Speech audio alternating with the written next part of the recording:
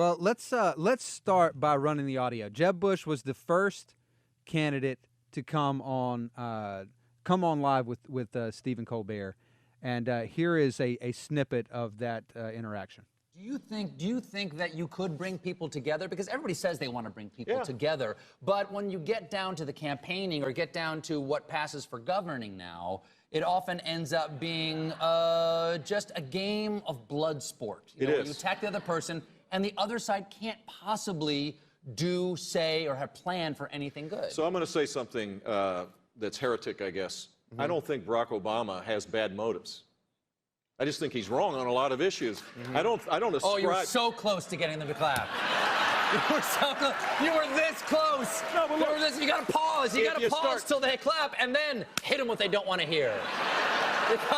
You gotta, you know what I'm that's saying? hard. That's hard. If you start with the premise that people have good motives, you can find common ground, even though they don't agree. Because for 7 years, on the Republican side, there's been the emotional needle has been nailed, bang, in one spot, Obama bad, maybe not American, Obama bad. And vice versa. And then the Democrats have to argue like he's the best just to counter that emotional narrative that the Republicans have. You think you could change that sort of, the other side is the devil? Yeah, I do. And I'd be glad to hear that. And look, in state capitals all across the country, I would love it. In state capitals, this doesn't happen to the same extent it does in Washington.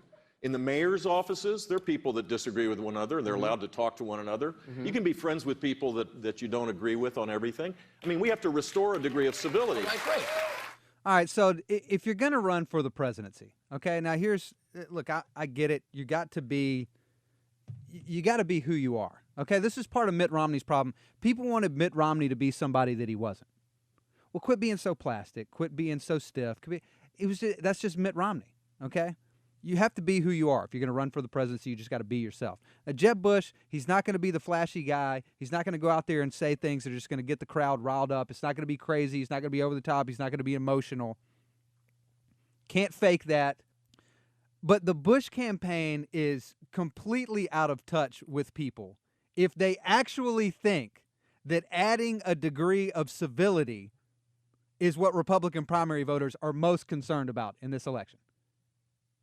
That's what he just said on Stephen Colbert. He said that, well, I'm going to bring a new degree of civility to the process here. They're completely out of touch with regular people if you think that that's what Republican primary voters want. Things are just too uncivil right now. Like the discourse is just, the rhetoric is too heightened right now. We need to get a new degree of civility in there. Jeb will never survive in the age of Trump. And Trump is tapping into, look, I've been a critic of Trump in different ways, and there's, Lord knows we've been through that a million times on this program. But the thing that Trump is tapping into that Jeb Bush is clearly completely out of touch with right here is that we are sick of getting beat. We're sick of politics as usual. We're sick of politicians. We're sick of everyone and everything in Washington. We're sick of Democrats shoving things down our throats and sick of Republicans rolling over and taking it. We're sick of a president who disregards the rule of law and has no problem issuing illegal and unconstitutional executive actions. We're sick of watching the evils of Planned Parenthood go unchecked.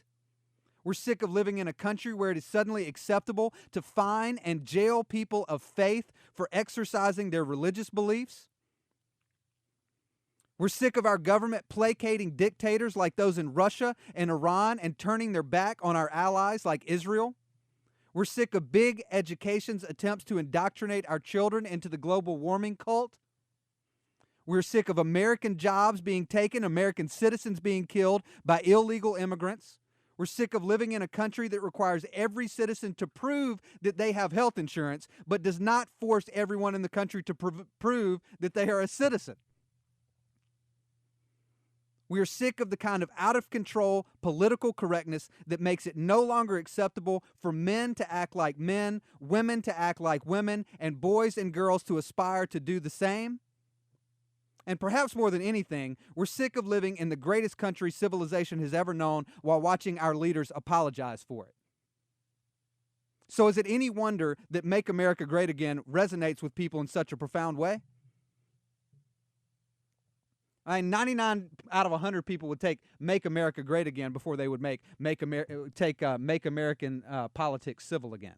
I mean, is that going to be Jeb Bush's campaign slogan? Let's make American politics civil again?